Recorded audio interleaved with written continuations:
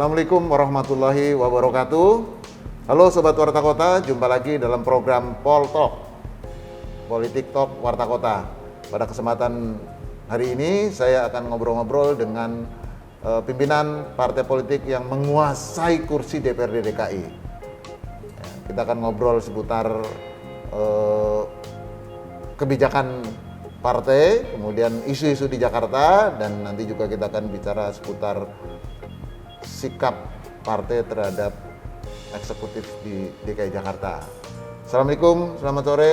Selamat sore, waalaikumsalam warahmatullahi wabarakatuh. Mas Gembong, saya panggil Mas Gembong aja biar lebih akrab. Iya.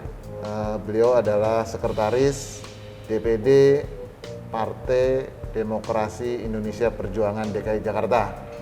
Sebelum kita ngobrol-ngobrol lebih jauh, kita buka masker dulu, Mas. Iya. Kita insya Allah udah aman. Udah antigen, udah vaksin. Yang ketiga, nih tadi saya juga baru booster yang ketiga, dan Sobat Warta Kota yang belum vaksin, jangan lupa vaksin ya, demi kesehatan. Nah, Mas, ini kan sebentar lagi akan ada event politik lah, pemilu ya. Sudah ditetapkan tanggal 14 Februari.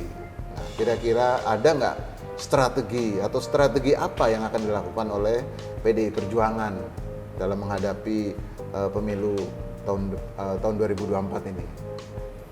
Yang bicara strategi partai menghadapi perhelatan politik pemilu 2024, yang pertama adalah kita menyiapkan mesin partai. Menyolidkan seluruh mesin partai kita untuk bisa menghadapi pertarungan politik tahun 2024. Jadi segala mesin pemenangan kita siapkan, mesin-mesin yang kita butuhkan untuk bisa mengakomodir proses pemenangan kita siapkan di DKI Jakarta. Maka pelatihan demi pelatihan untuk bisa menopang itu sudah kita lakukan, persiapan sejak dini. Seperti itu, Mas. Pelatihan-pelatihan ini diberikan kepada kader atau kepada pengurus partai aja, atau kepada siapa saja yang akan menjadi caleg nanti? Yang pertama, kita belum bicara caleg, kita baru bicara mesin partai, mesin pemenangan. Okay. Mesin pemenangan yang kita lakukan persiapan kaderisasi adalah yang pertama adalah kita lakukan kaderisasi struktural partai. Jadi seluruh mesin pemenangan struktural partai kita lakukan pendidikan kader. Pendidikan kader yang kita lakukan yang pertama di tingkat provinsi kita lakukan pendidikan kader tingkat madya, ya. Kemudian tingkat ke kabupaten kota kita lakukan pendidikan kader pratama, dan kecamatan kelurahan kita lakukan pendidikan non formal sebagai non formal. Karena pendidikan formalnya adalah pratama, madya, dan utama. Tapi untuk bisa menopang itu operasional di mesin partai di paling bawah, yaitu kita lakukan pendidikan kader tingkat pemula. Tingkat pemula ya. Tingkat pemula. Ini tingkat pemula ini untuk menopang kinerja mesin partai yang di kader pratama. Jadi itu kita lakukan. Kenapa ini mesti kita lakukan? Yang pertama adalah agar pemahaman kader-kader partai terhadap ideologi partai clear, sehingga itu sebagai modal kekuatan perjuangan mesin partai untuk bisa bergerak bersama-sama menangkan partai. Itu Mas. Nah, PDIP itu kan sekarang di Jakarta ini sebagai pemenang pemilu ya. Pemilu sebelumnya juga sekarang 25 kursi, pemilu sebelumnya 28. Pemilu 2 periode sebelumnya 11 ya, kemudian naik 28, turun menjadi. Nah, 25. Ini 25. Nah, kira-kira untuk pemilu ke depan itu bagaimana nih supaya tetap bisa mempertahankan paling tidak menjadi pemenang, dan kira-kira targetnya berapa, Mas? Insya Allah dengan persiapan yang kita mulai sejak dini, mesin partai, struktural partai kita solid bergerak untuk sama-sama menghadapi perhelatan politik 2024. Insya Allah kita minimal bisa mengembalikan kursi yang hilang kemarin. Kita kehilangan 3 kursi, minimal kita kembalikan menjadi 28. Target maksimal kita 33 kursi. 33 kursi dengan asumsi seluruh mesin partai, seluruh elemen partai kita gerakkan bersama-sama untuk menyatu, untuk bisa mengepung kita bersama-sama menangkan pemilu DKI Jakarta.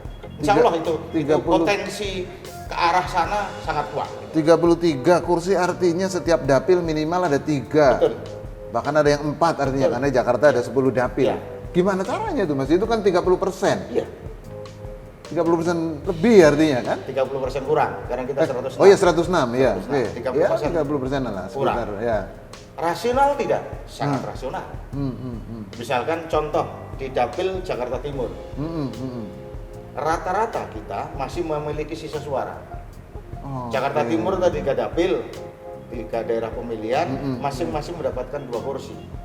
2 kursi kita Ada masih sisa. menyisakan suara. Oke, ya. Nah, itu kita maksimalkan kinerja mesin partai, berkolaborasi dengan seluruh elemen masyarakat, maka insya Allah kita bisa menambah kursi itu. Kemudian Jakarta Selatan yang kemarin hilang, Ya, 2 ya. kursi, insya Allah bisa minimal bisa kita kembalikan 3 kursi. Masing-masing dapil kemarin kita kehilangan 1 kursi, Ya, ya. maka target 2024 minimal kita kembalikan ke posisi semula, yaitu masing-masing 3 kursi. Maka Jakarta Selatan akan memiliki anggota DPRD sejumlah 6 seperti tahun sebelumnya. Waktu itu Mas. Jakarta Barat, Jakarta Utara gimana? Jakarta Barat kemarin kehilangan 1. Hmm. Jakarta Barat. Di dapil 10 kita kehilangan 1 suara. Dulu itu 1 kursi. ya. Tapi Cengareng ya atau Taman Sari ya? ya, 10 kehilangan 1 kursi. Tetapi dengan itu tadi, dengan segala persiapan, antisipasi dengan seluruh kekuatan yang kita miliki, maka kita punya keyakinan, bahkan aku yakin sudah bisa mengembalikan masing-masing dapil sebagaimana yang kita peroleh pada pemilu sebelumnya. Utara bisa merah ini atau Jakarta Utara misalkan kayak dapil 3 itu potensinya bisa Potensi. tambah. Dapil 2 itu jadi 33 rasanya rasional. nasional ya? Rasional, tapi itu target maksimal yang mau kita capai. Iya. Tapi target ideal kita adalah kita mengembalikan pada posisi pemilu 2014, yaitu 28 kursi. Mas, pada pemilu 2019 ada muncul satu partai ya kan di Jakarta, ya nasional lah ya, di Jakarta PDI kehilangan 3 suara. Ya, 3 kursi. 3 kursi, sorry. Ada pemilu 2024 kan kemungkinan juga muncul partai baru juga nih. Ini bagaimana nih? Muncul partai baru kan artinya tingkat perebutan kompetisinya makin ketat nih. Bagaimana nih supaya bisa memenangkan bahkan menambah kursi? Jadi begini, kita berpikir realitasnya adalah kerja. Apakah yang dilakukan kerja dan kerja politik yang dilakukan oleh 25 anggota DPRD DKI Jakarta di fraksi PD Perjuangan dirasakan oleh masyarakat atau tidak? Maka ketika 25 ini bersama-sama bekerja, bersama-sama mengimplementasikan apa yang menjadi denyut nadi masyarakat, maka insya Allah target tadi yang kita capai akan sampai. Apa bisa kasih contoh nggak Mas yang sudah dilakukan oleh 25 anggota dewan yang langsung sekarang menyentuh rakyat di Keluhan Jakarta? masyarakat, contohnya misalkan soal pertanahan. Kita selalu memediasi antara pemerintah daerah dengan masyarakat untuk membantu mereka. Kemudian keluhan-keluhan masyarakat terhadap bantuan sosial misalkan, itu kita lakukan. Masyarakat yang kesusahan, misalkan dalam konteks yang sedang sakit, teman-teman fraksi PD Perjuangan bahu-membahu dengan seluruh elemen masyarakat bersama-sama membantu mereka sehingga ini hal seperti itu dirasakan oleh masyarakat. Itu jadi kita kerja di tengah-tengah masyarakat. Yang mungkin ya kalau bahasa Pak Aniesnya kan itu bahasa kerja senyap, tetapi kami tidak senyap. Karena kita berkeinginan bahwa apa yang dikerjakan itu betul-betul dirasakan oleh masyarakat Jakarta. Iya. Khususnya teman-teman yang turun ke dapilnya masing-masing. Kalau kita hitung sederhana rata-rata, setiap tahun kan ada 3 kali reses. Sekali reses ada 6 titik. Caleg yang akan tokoh-tokoh yang akan menjadi caleg. Betul. Nah, kira-kira profil caleg mendatang itu akan seperti apa, Mas? Rekrutmen biar penting. Sehingga ketika rekrutmen kita benar, ya rekrutmen kita baik, insya Allah kita akan bisa menghadirkan calon legislatif yang baik. Baik itu ukuran siapa sih kan gitu loh.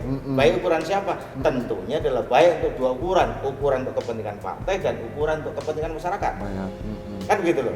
Karena dia harus menampilkan 2 wajah. Di satu sisi dia harus memperjuangkan kepentingan masyarakat, tetapi plafon kebijakan partai harus tercermin dari kinerja setiap hari yang dilakukan oleh caleg itu sendiri.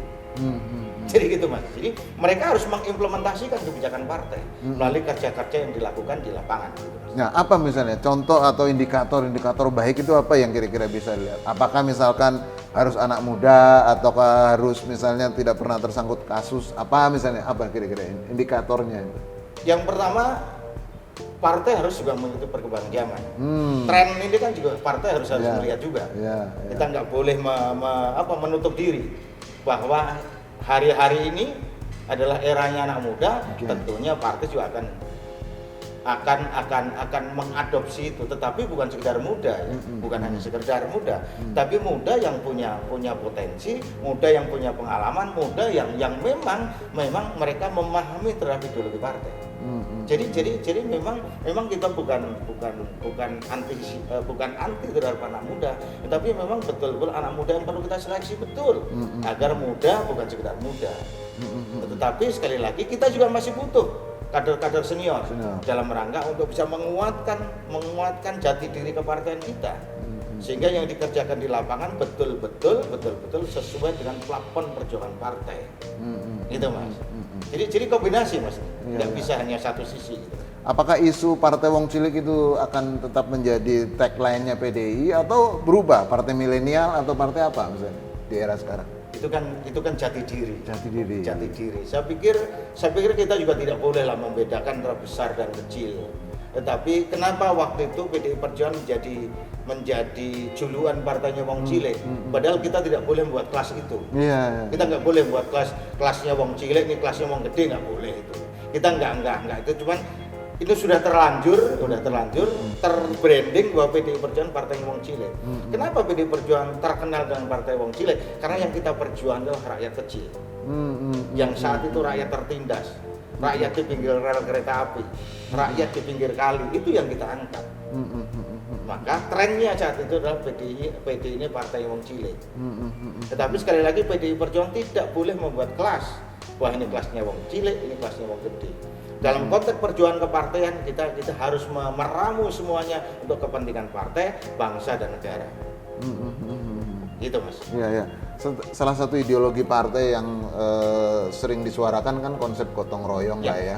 Jadi bagaimana membangun konsep gotong royong? Sekarang mungkin kolaborasi bahasa kerennya kan juga gotong royong juga itu kan. Bagaimana nih Jakarta itu bisa terwujud? Ya setiap aktivitas yang kita lakukan selalu dasarnya adalah gotong royong. Semua kegiatan kepartean, semua kegiatan kedewanan, khususnya dari fraksi PDI Perjuangan, alasnya adalah gotong royong. Alasnya adalah gotong royong.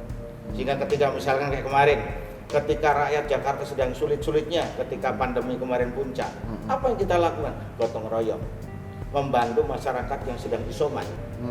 Kita buka dapur umum di 5 wilayah, termasuk Pulau Seribu. Yang kita lakukan itu dasarnya gotong royong. Semangat kita adalah kebersamaan. Sehingga apa yang kita lakukan itu dan dasar gotong royong itu tadi bisa membantu. Sehingga masyarakat yang isoman kemarin sempat ya agak sedikit terbantu, walaupun kita tidak membantu 100%. Tapi minimal di saat orang sedang susah, maka kami hadir. PDI Perjuangan ada di saat rakyat sedang menghadapi kesulitan saat pandemi kemarin. Seperti itu. Bagaimana PDI Perjuangan menentukan figur yang akan menjadi calon kepala daerah di DKI Jakarta pada tahun 2024? Karena ini penting, selama ini kan baru Pak Jokowi yang diusung oleh PDI yang jadi gubernur. Kira-kira bagaimana nih supaya PDI bisa merebut kembali lah kira-kira gitu, di legislatifnya menang, di pemilihan eksekutifnya juga menang. Bagaimana nih Mas? Itu target partai seperti itu. Tapi yang pertama begini, ketika bicara Pilgub 2024 yang akan datang, pertama kita akan lakukan inventarisasi persoalan pasca pemindahan ibu kota. Sehingga ketika kita sudah memahami persoalan Jakarta pasca pemindahan ibu kota, maka akan kita cari sosok yang paling tepat untuk kita dorong sebagai calon gubernur DKI Jakarta. Jadi tahapannya itu dulu Mas. Sosoknya siapa? Banyak. Kita memiliki beberapa kader yang mantan kepala daerah maupun saat ini sebagai kepala daerah yang kita anggap berhasil membangun daerahnya, maka itu bisa kita majukan sebagai calon yang nanti akan bertarung di DKI Jakarta. Seperti itu. Pak Sekjen Mas Hasto itu sudah menyebut beberapa nama ya, Ya. yang disebut ya, belum tentu itu juga. Betul.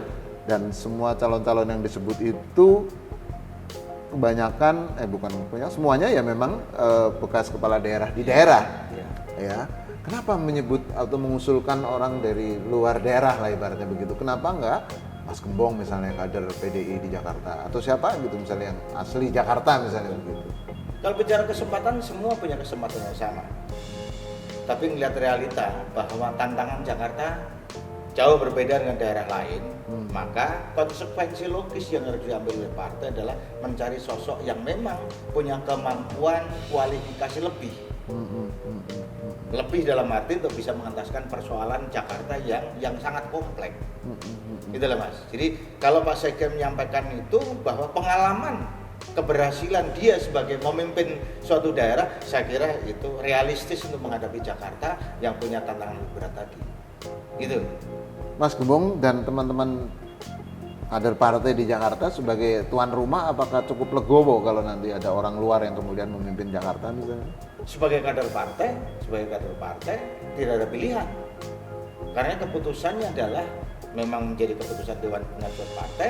Yang kedua lah, keputusan yang keluar dari Dewan Pimpinan Pusat Partai ini semata-mata untuk membangun Jakarta menjadi lebih baik. Jadi semangatnya itu. Jadi nggak ada alasan kami untuk tidak menerima itu. Karena rasionalitasnya adalah bagaimana kita semua bisa menghadirkan sosok pemimpin yang berkualitas untuk bisa memajukan Jakarta. Tanpa memandang dia dari mana, tanpa memandang dia suku apa, kepentingan kita adalah bagaimana Jakarta menjadi lebih baik. Gitu. Beberapa figur yang sudah disebut ya, yang sempat muncul dalam pemberitaan kan Mas Gibran ya, sekarang beliau wali kota Solo ya, putra Pak Jokowi. Kemudian ada Ibu Risma juga, ada Bupati Ngawi, dan beberapa kader PDI ya, termasuk Pak Ahok ya, yang sebelumnya juga pernah menjadi gubernur di DKI Jakarta, sekarang menjadi komisaris utama di Pertamina. Jadi beberapa figur itu kira-kira siapa yang pas sesuai dengan persoalan di Jakarta? Mas Gembong tentu paham lah persoalan di Jakarta karena sudah malang melintang di dunia persilatan Jakarta ibaratnya. Jakarta ini keras, Bung. Ya. Maka kita juga harus mencari sosok yang mampu menghadapi kekerasan Jakarta itu. Kan gitu. Ya. Siapa sosok yang paling tepat untuk menghadapi Jakarta yang keras tadi? Tentunya kualifikasinya partai sudah punya. Kan gitu. Nah, pengalaman itu tadi sebagai basic dasar adalah pengalaman memimpin suatu daerah yang dianggap berhasil itu menjadi catatan tersendiri bagi partai.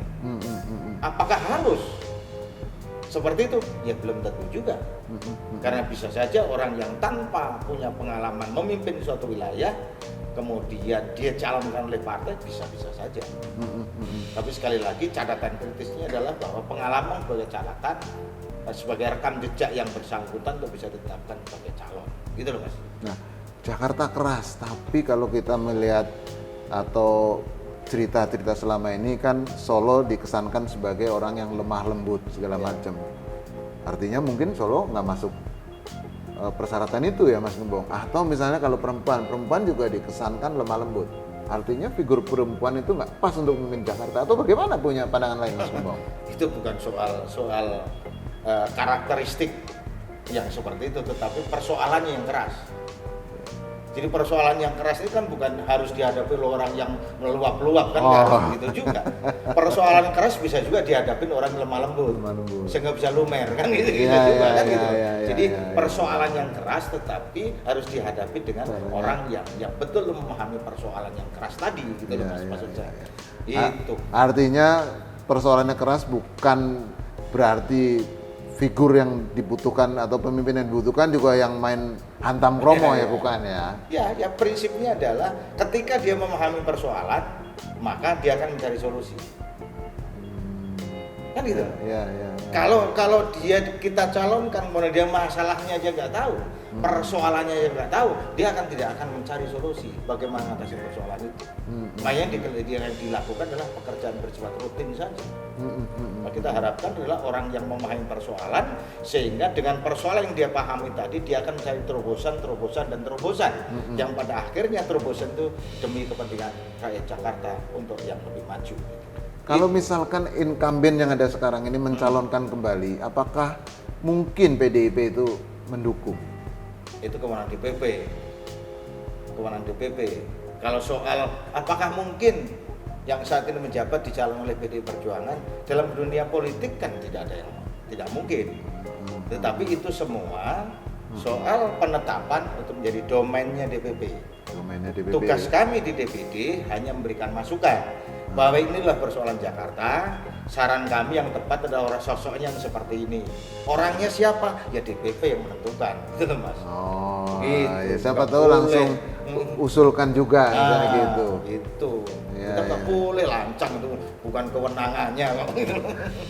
Nah, kalau tadi kan target PDI itu 33 kursi ya. maksimal. Artinya secara undang-undang PDIP bisa mengusung calon sendiri. Ya. Nah, kalau itu yang terjadi, mungkin nggak PDIP juga nanti akan sendirian berani mengusung kadernya misalnya? Siapa takut? Siapa takut ya? Siapa takut? Nah. Sepanjang kita punya sosok yang betul-betul kualitas baik, saya yakin pengalaman demi pengalaman sudah kita lakukan. Ketika PD Perjuangan mencalonkan Pak Ganjar sendirian, kan gitu. Iya. Itu yang pertama loh ya. Enggak masalah. Tapi Jawa Tengah kan beda sama Jakarta. Iya. Tapi itu tadi sosoknya. Jadi kalau pilkada itu kan nggak satu persoalan saja. Bukan yang persoalan partai toh, tapi juga dua persoalan. Persoalan partainya ya, persoalan figurnya ya. Maka kombinasi dua tadi menjadi penting. Ketika sosoknya baik, kemudian partainya solid, maka kita punya keyakinan PDI Perjuangan berdiri sendiri pun kita yakin bisa menangkan pertarungan itu.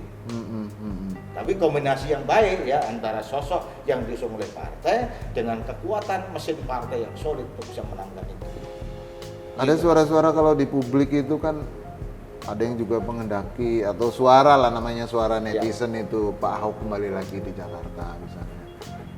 Karena figur yang tadi itu mungkin bekas atau apa. Kira-kira menurut PDIP DKI Jakarta bagaimana? Ya kalau bicara sosok sah-sah saja, boleh-boleh saja, mungkin saja kan gitu Mas. Tapi sekali lagi, apakah itu menjadi pilihan DPP? Ya di DPP yang tahu. Kan pasti DPP sudah punya rekam jejak, sudah punya inventarisasi terhadap kader-kader yang paling tepat ditempatkan di Jakarta. Pasti itu. Tapi tentunya sebelum memutuskan, kami di seluruh elemen pengurus DPD partai akan berikan inventaris persoalan Jakarta, kemudian kita sampaikan kepada DPP, kemudian DPP memutuskan siapa yang paling tepat untuk mengatasi persoalan itu. Kalau dari kader PDI DKI Jakarta, kira-kira yang punya potensi lah katakan gitu untuk dicalonkan itu siapa? Banyak. Siapa? Misalnya? Banyak. Gak usah sebut nama, yang pasti kita punya kader yang baik. Kader yang baik. Itu pasti kita memiliki itu. Kalau ukuran kader yang baik apa? Apakah dia misalnya memimpin fraksi atau memimpin DPRD atau memimpin partai atau apa? Nggak hanya satu sisi ukuran, Mas. Banyak elemen yang bisa melandasi mereka kategori kader baik. Apa misalnya itu? Contoh, apakah dia memahami persoalan yang akan ditugaskan? Katakanlah ini, si A akan ditugaskan ke calon gubernur Jakarta. Apakah si A tadi memahami persoalan Jakarta? Kalau dia bisa memahami persoalan Jakarta, apakah itu sudah dikategorikan kader baik? Belum tentu juga. Kan gitu loh. Bagaimana loyalitasnya kepada partai? Itu menjadi penting juga. Jadi kombinasi semua persoalan Jakarta, karena persoalan lokal ya, persoalan Jakarta itu menjadi satu sebelum partai memutuskan. Jadi kualifikasi kader baik itu banyak faktor yang menentukan, bukan hanya satu sisi, bukan hanya soal keberhasilan dia memimpin satu penugasan misalkan, nggak bisa juga. Katakanlah orang yang ditugaskan sebagai ketua DPD dinilai baik, kemudian sudah pasti belum tentu juga, karena kualifikasinya nggak cukup hanya itu. banyak kualifikasi yang bisa menentukan partai untuk bisa menempatkan kadernya di satu penugasan tersebut. Terakhir Mas, kira-kira yakin nggak PDIP itu pada pemilu 2024 akan mampu meraih kemenangan di Jakarta, tidak hanya di legislatif tapi juga di eksekutif? Yakin, harus yakin. Oh, kita nih pasukan ya harus yakin kita bisa menangkan pertempuran itu. Yakin. Ada alasnya kan ada. Kita yakin itu kan punya alas. Alasnya apa? Mesin partai kita solid. Ya, Kerja 2017 politik kita. Kan calonnya PDI diusung oleh banyak partai juga. Ya. Tapi tidak 2017.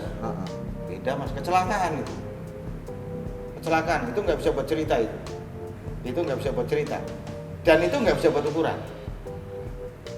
Itu kecelakaan. 2017 pengalaman yang pahit yang tidak boleh terulang di Republik ini. Cukup sekali itu sajalah. Jangan sampai pemilu 2017 terulang.